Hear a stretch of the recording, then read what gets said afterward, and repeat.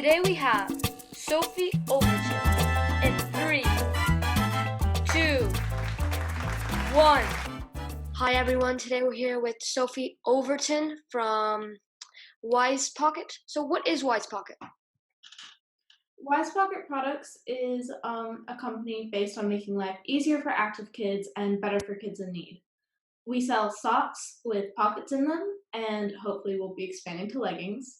And for every pair of socks that we sell, we donate a pair of socks to kids in need. And how did you think of this idea? Well, I was downtown with my cousin one day, and she put her phone in her boot. And it was because she didn't have any pockets, because kids' clothing doesn't have pockets in them, and really neither does women's clothing. So I copied her and put my phone in my boot and discovered that it was really uncomfortable. And then I asked around and saw that other kids had the same problem. So when I was 11, I joined the Young Entrepreneurs Academy and got my business started. And did they help you make the whole product? They helped teach me how to build a business, but I made the product myself. And when you were just starting getting the product out there, how did you know what places to sell? Because you mentioned that you just got out there, you didn't know what to do. How did you start that way? Well, after asking around and seeing if this was a product that people would actually need, I went to local boutique stores and I started my own website. I designed it and everything. And so after really trying to put myself out there with marketing my website and providing socks to the boutiques, they decided to, take my socks and sell them. And that's really how I got started. And with the boutique stores, did you just say, "Oh, can I sell my socks here?" and they just said yes, or how did this happen? Well, I had to have a meeting with them to see if it would be all right for me to sell their socks and tell them what I was trying to do. And they thought it was a pretty cool idea, so they let me try it out, do pop-up shops and stuff. So you sell in retail, right? You sell in different stores. Yes, I do. And Well, I mean, the boutique stores, I'm sorry. at what age did you start selling at these stores? 11. So 11 is the basic age when you start selling in different stores or started this company, right? Yes. And was there anyone that inspired you to start it, or was it just out of your own self-interest? Well, I am from Bentonville, Arkansas, which is the home of Walmart. So I grew up seeing like Sam Walton and inspiring people like him everywhere. And I just got inspired by all the entrepreneurs in my community and decided that I wanted to try and make my own business. And did you always want to be an entrepreneur? I think, yeah, from a pretty young age, I tried to start different businesses before I knew how to, and that included just signs on construction paper and not really having a business plan or anything. And when I was 8, I wanted a guitar, so I made a lemonade stand and raised enough money for a guitar over that summer. So. Oh, that's pretty cool. So how many businesses did you say you had before this? Real ones, none. But fake ones, about 20. I don't know. And would you say those fake businesses taught you how to start this real company, or was it all the school that? I think they taught me what not to do with a business, and they taught me that interaction with other people was very important and taught me how to hustle. And so when I see a video of you on YouTube, interviewing and things, I see these socks and you say they're not only for phones, they're for so many things. So you talk about EpiPens. So is there any other things you use these socks for? Well, I carry my credit card and stuff in it, or money, and people can use it for a house key, like we said. EpiPens, inhalers. They really have a bunch of uses, but phones is what is the main use. And what size is it? So can I just fit like a big iPhone or what exact size? Um, well, the socks themselves are one size fits most, but the pocket, it fits. My phone is an iPhone X, and it fits that pretty well. And I know people with little bigger phones than that it fits. So that's the general size. And so have you taken any investment today to start selling everywhere? Um, I I was in pitch competitions, and I won money that way. But uh, other than that, I have not had to uh, take any money except for when I went on Shark Tank and got the investment from Damon and Lori. How much investment did they give you? Um, I got I think 35 is the number that I was trying to say. And at the moment, where did you start selling these socks? Did you use the money to sell it in the boutique stores? Because you're acting like the boutique stores just let you sell there. Was there anything in specific that you had to do, like pay them or something? Or how did this work? Uh, no, there's a deal that has to go on between me and the stores in which they get part of the money that I make through selling the socks. So that's really how that relationship works with them. And when you got the investment, what were you using it for? Were you using it to buy the material for the socks? Well, I did the pitch competitions that I did that I spoke about earlier. I used the money from that to get my first order and get that materials. And now I'm going to be using the Shark Tank investment to build my brand and expand into the things like the leggings, shirts, and with the money from the pitch competitions, I also paid for my patent, which is very important. Why are patents important? Because if I didn't have my patents, someone could steal my idea, and I would not. And do you have any competitors with this idea? Like, does anyone else in the world, or is it just you? Well, I do have competitors like Zip It Gear and socks like that, but I don't have many competitors. And what makes And I am the only company that has a big pocket for phones. so you're saying all like the Zip It Gear and all the other companies have a pretty small pocket, right? Yes. The materials that you used to make the socks, were they good? Yeah.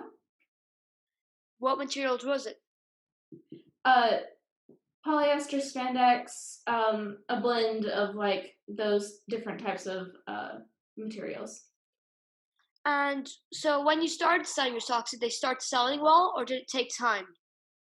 It took time. I mean, I had to learn how to market really well, and that definitely took a lot of time. But I think thanks to Shark Tank and different things like that, uh, the socks are selling pretty good. And you told me you're planning to expand to doing different things like vests and things like that, right? Leggings, yeah. Yeah, leggings. Wouldn't you say it? When I think of putting a phone in my sock, it just sounds pretty uncomfortable. What do you mean when you say like, why would someone want to put a phone in their sock or anything in their sock? Uh, Well, um, women and kids' pockets aren't all that large, so girls have to girls that wear boots put their phones in their boots, and so the sock is a helpful alternative that is not as uncomfortable. and is it uncomfortable? The my product, Yeah. no. Oh, okay. And when you started, why did you decide to start? Like, I know the story, but like, when did at that point come? They said, I want to start this company. Well, it kind of just hit I knew from a young age that I wanted to give back to my community. And because I had grown up seeing this program called the Gives Back program, and I got this opportunity to join the Young Entrepreneurs Academy, and it seemed a better time than ever to start a business and try to give back to the community in as many ways as possible. And how did you learn how to make the socks? Well, that was really trial and error. I have never been a good seamstress, and I will never claim to be a good seamstress, but I took socks and I just cut them apart, stuck them inside each other, sewed them up, did whatever I had to do until I finally found a working model. And then I took it to a manufacturer in North Carolina, and we worked through this process called the double welt, and that is what makes the pocket. And so I actually went on my 12th birthday and had this meeting with this huge manufacturing company, and it was crazy. And we worked out a deal, and they are still making my socks. And do you make all your socks by hand? Did you make all your socks by hand before you got the manufacturing deal? Yes, I did. And is there some things like did you have to learn how to use? Did you buy the big materials? Because I imagine there's material you have to buy to make the socks. Did you buy them? Um, I didn't buy them. I used socks that already were put together and then made my socks out of those. But now that I have the manufacturers, they just have the material and they knit it together. Oh, and how did you get in contact with the manufacturers? Like, were you just at an event or like because I don't imagine it's easy to or did you pay them to help you out? I went on so many different websites like Alibaba and all these different websites to find a manufacturer. I kept calling and calling, and a lot of manufacturing places said, no, we don't want to take a startup. No, we don't want to take a kid.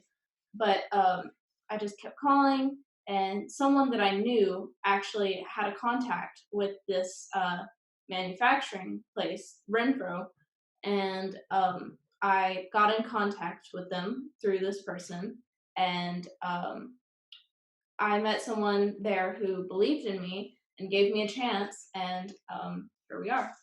And how were you able to call them? Like, where did you get all the numbers, or was it just cold emailing? Yeah, it was a bunch of emailing, but after my meeting with the person who knew, I have a lot of research and a lot of contacts that went into making that. And why did these companies say that they wouldn't sell for you if you're a kid? Um, it was a risk that they didn't want to take, or they saw it as a risk that they didn't want to take. But normally I would see that as an advantage because people would see you different if you're a kid company, right? Yeah, people see me differently, but sometimes it's not in the best light. Like, oh, she's a kid, she doesn't know what she's doing. This is going to be a waste of time. But I mean, I don't think it is. Yeah. And at the moment, so now that you're at this position, how would you say, or what tip would you give to a kid who wants to start a company now? Um, I think the first thing I would do after you get the idea is make prototypes and do market testing to make sure that this is a viable idea and this is something that people want. And once you've done that, make your business plan and don't be afraid to pivot and change things that you need to change to make your business the best that it can be. And of course, get your patent pretty early on before you tell a bunch of people about your idea. And master your pitch, your 60-second pitch, because you never know when you're going to meet that one person that's going to help change your life and help change your business. And I'm imagining since you have to go to school still at your age and you're in high school, which is not good, you get a lot of criticism. I mean, yeah, but you just gotta take it and run with it. And at the start, how did you take and run with it? Because I imagine you just don't go into class, say, I'm starting a company, get, oh, how can we help? More like, sit. I mean, people weren't really like mean to me, which is good, which was my teachers actually called me CE Overton uh, because um, they had nicknames for everyone, and that was mine. And they didn't uh, tear me down at all. So I guess I had a lot of people who gave me advice, and I mean, you just gotta take it, good or bad. how much work would you say it is when you start a company? Oh, it's a lot. It's a lot of work. You got to be prepared to work hard and give your all for this company because it's like your baby, and you have to do a bunch of research and just work super hard to make sure that your company is the best it can be. And how So it's not easy. and how did you balance going to high school and starting a company? Well, I am lucky. I have really supportive, teachers, and they understand if I need to take a take a quick call for a business thing. But I try to do that as few times as possible, and it's really just time management. That is so lucky. You're a teacher. You can just tell your teacher, oh, I have to go outside for a call for a second. They'll just let you. I mean, some teachers, but really, like I said, I try to do it as few times as possible so that they don't think that I'm just like, oh yeah, can I go outside and make a call and like go on my phone. And what's the pricing of your socks? My socks are $15 on my website, and that yeah.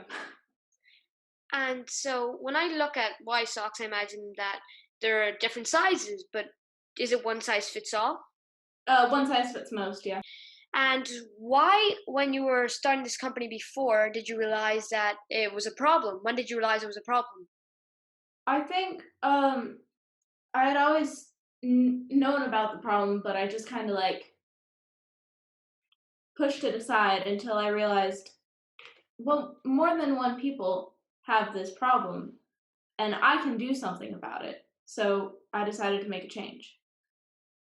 And for people who have Y socks, how do they take care of them?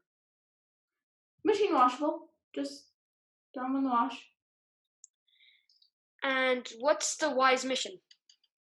The WISE mission is to give back to people in the community. That's the driving force of my business is to be able to help people in need, children in need, hopefully all over the world. And I mean, I've been able to donate a pair of socks to children's shelters in all 50 states and even one in the UK. So I'm hoping to go all over the globe with this. And And sorry, sorry, continue. That was my mistake. I didn't mean to interrupt there. no, it's okay. I just I think that is really the main mission of Wise Pocket Products is to be able to help kids in need. And do you have any charities that you've donated to in mind? We donate our socks to children's shelters all over. And what type of problems uh, of the shelter? What is it exactly? Homeless children, kids who don't uh, have a place to go that's safe. And so, do you get refunds if you don't like the socks, or do you not?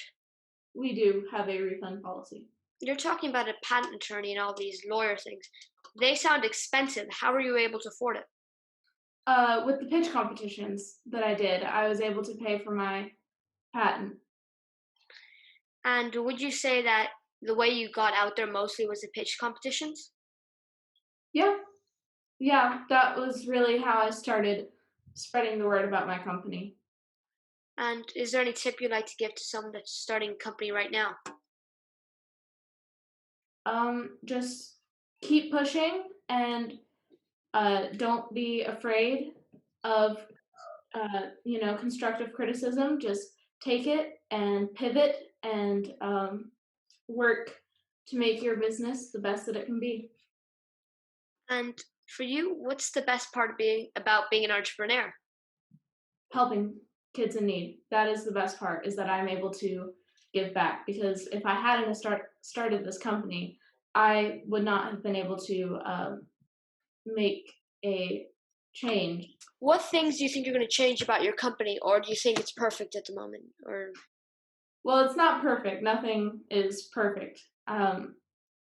I am definitely going to try to expand, and we actually are making masks right now during this pandemic and donating them to children's shelters as well. So, I mean, everything is constantly growing and changing. and where are you planning to expand to different countries? Um, Different products, yeah, different countries, shipping to different places all over the world, just little changes here and there. And at the moment, what is the most recent change you're going to do, or do you not have anything in mind? The leggings is the change that I'm working towards right now. And about leggings, will the leggings be different to your product that you have right now? They will have a pocket in them, but they will also be reversible. So, What does reversible mean?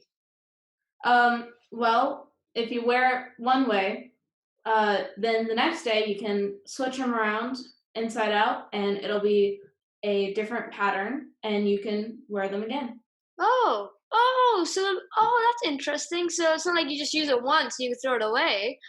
Yeah, Well, not throw it away, but I mean, like, yeah, yeah. I get it. And with the masks, are you selling them or are you just giving them away? At the moment, we're just donating them. And does it cost a lot of money to make the masks? No, Not really. I am using fabric and materials that I have here, and basically it just costs like $5. And with the quarantine, I'm asking myself, how does the sock company survive? Because I imagine you have warehouses, you have like your guy over there making the socks, like you have to pay the rent. So what are you gonna do? Well, my manufacturer in North Carolina is actually shut down because North Carolina is on a lockdown. So we're having trouble trying to get the socks in. But luckily, I live with my parents, so I don't have to pay the rent yet. Oh, great.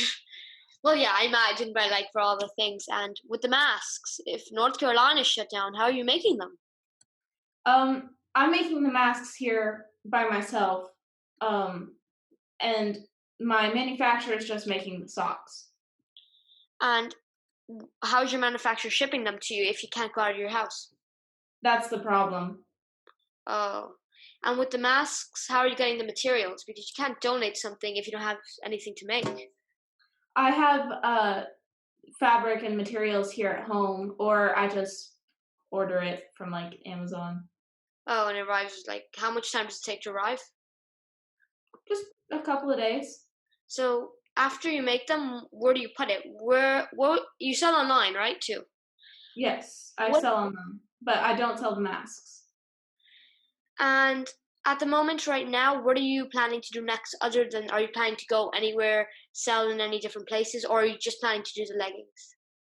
Um, Which leggings are a big thing, but yeah. I mean, maybe expanding into stuff like sweatshirts, t-shirts. But yeah, that's really my big plans right now. okay, well, thank you so much for joining me for this interview. This has been great. Yes, thank you. So thank you so much.